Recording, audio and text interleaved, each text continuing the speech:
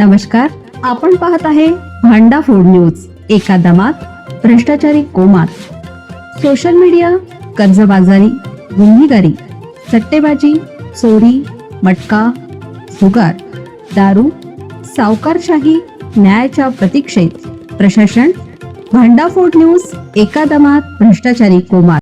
2 वर्षापासून रखडलेल्या शिरडोन कुरुंदवाड राज्यमार्गाच्या डांबरीकरणाला मुहूर्त कधी? कोट्यवधी रुपये खर्चाचे या महत्त्वाच्या रस्त्याचं काम अर्धवट अवस्थेत थांबल्याने वाहनधारकांना मोठा त्रास सहन करावा लागत आहे. अर्धवट तयार झालेल्या रस्त्यावर ठिकठिकाणी मोठे खड्डे पडले आहेत. पावसामुळे या खड्ड्यात पाणी साचत असल्याने त्याची खोली लक्षात येत नाही. परिणामी दुचाकी स्वारांसह अन्य वाहन चालकांचे वारंवार अपघात होत असून प्रवास जीवघेणा बनला आहे. अर्धवट तयार झालेल्या या रस्त्यावर ठिकठिकाणी मोठे खड्डे पडले आहेत. पावसामुळे या खड्ड्यात पाणी साचत असल्याने त्याची खोली लक्षात येत नाही. परिणामी दुचाकीस्वारांसह अन्य वाहन चालकांचे वारंवार अपघात होत असून प्रवास जीवघेणा बनला आहे.